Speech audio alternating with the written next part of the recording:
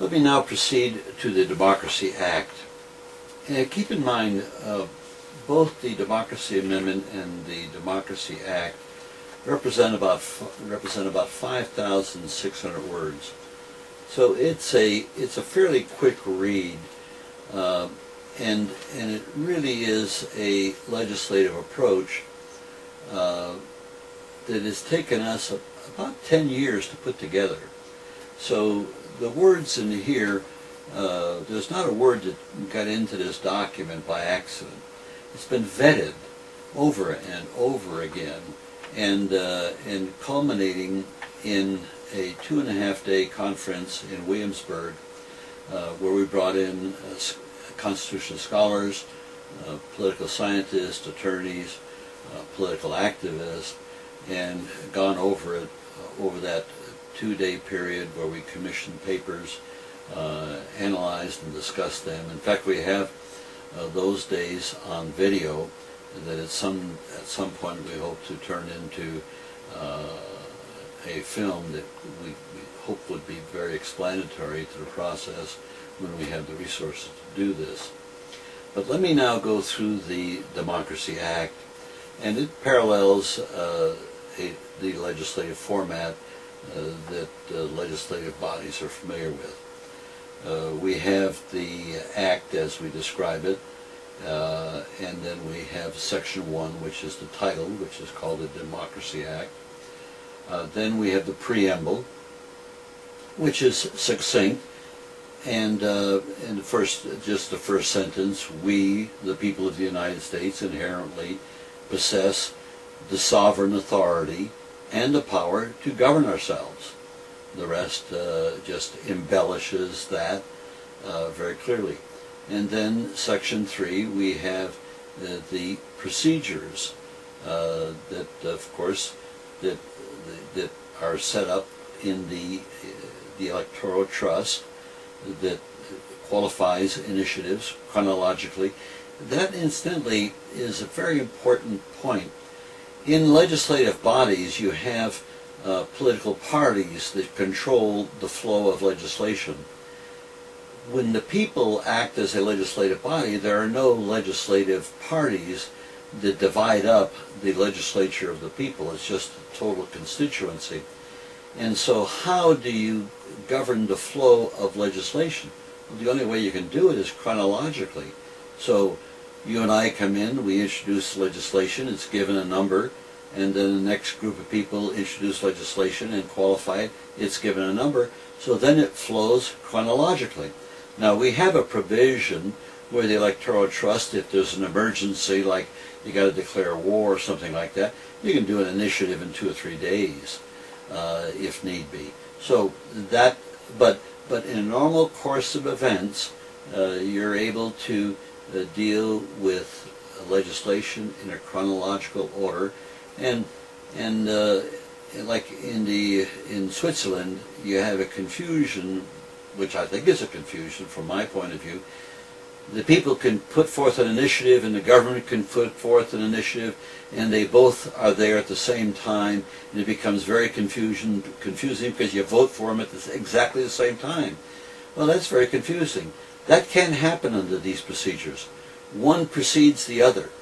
The people can vote on a piece of legislation, and then after it's passed, it's the law. The legislature, the Congress, can vote to change it, and of course it's changed. The people can change it again. The last law is the law. Just that simple. It's a chronology, and we all live by chronology, by time. So that's eminently put forth in the procedures, Section 3. There's another thing that's in Section 3 which is extremely important. The electoral trust shall take advantage of contemporary technology in implementing these procedures. We don't know. When I first started work on this, the internet was not in existence, not at all in existence. And so now we know that the internet can provide for the implementation of this very handsomely and very easily. And so rather than try and nail everything down, and this is what many times people who are unsophisticated in the legislative process, oh, every little thing has got to be nailed down. Well, all they do is make it so nothing functions. So you've got to really trust that people will come after us that are maybe a little more intelligent than we are, and that procedures and technology will come after us that are better than what we have at our disposal. And so this language right here in procedures, that the electoral trust will take advantage of contemporary technology in implementing these procedures. I know, and you know, that better technology will come forward that will be better than what we have at our disposal right now. And that we're telling them in the future, use this new technology.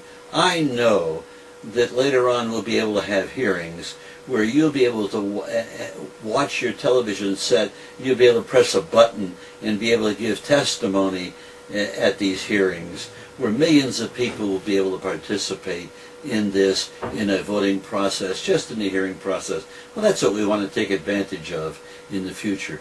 So we just make this in a general statement in these procedures. Now, the next is under procedures, we've got A, sponsors. Well, who should be a sponsor? You have to be a registered voter to be a sponsor. And you have to be identified as the person. And then, of course, the sponsors shall be identified on the initiative and in any petition, in any qualified poll. And I'll go into how that becomes, how we do that. And then the form of it, the form of the initiative. It has to have a title, it has to have a summary, it has to have a preamble. And you have to have a reason for the initiative. And you have to explain why. And it has to have a complete text. This is boilerplate in any legislative body, but we have to have that kind of detail if we're going to have a proper initiative. And then the content of the initiative, it shall pertain to a matter of public policy. It can't be any harebrained idea that anybody has. It has to be relevant to the government of relevant jurisdiction. You know, if it's a federal matter, it has to be for federal. If it's for a local city, it has to be for a local city matter. You can't have federal stuff being put forth at the city level. These are basic, ordinary things that have to be thought of and put here in specific language.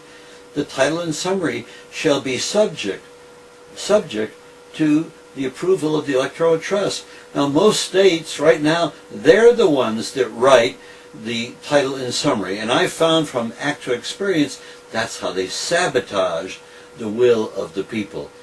And on 2 occasions I've had to go to court to get the bureaucrats to write exactly what the initiative is supposed to say, because they were twisting it to make sure that they sabotage the initiative. So we let the sponsors write what the subject is, and we let the electoral trust read it and look at it and make sure that they're not playing games with the title and the summary. Now the next is a subject. It should only be one subject. In the Congress, when I served, we used to have Christmas tree bills. And that is, you put up a piece of legislation and everybody puts up every kind of subject. Here, you got an appropriations bill for military appropriations. Well, they'll put on a bill for school prayer. They'll put on an amendment for abortion. They'll put on an amendment for God knows what, and that's called a Christmas tree bill, because they know this legislation is going to pass, and they try to load it up. Well, that's not a proper way to legislate, but they do it in every legislative body. But you are not going to do that kind of silliness when the people are legislating, so it's going to have only one subject. And now, a word limit. It's going to have a limit of 5,000 words. If you can't explain one subject in 5,000 words, I got to tell you, there's game playing going on. And of course, you have initiatives in the 24 states where they've had so many words that nobody reads it. And that, of course, is a kind of a way to obfuscate and fool the people with phony initiatives, and they do this in Congress with legislation.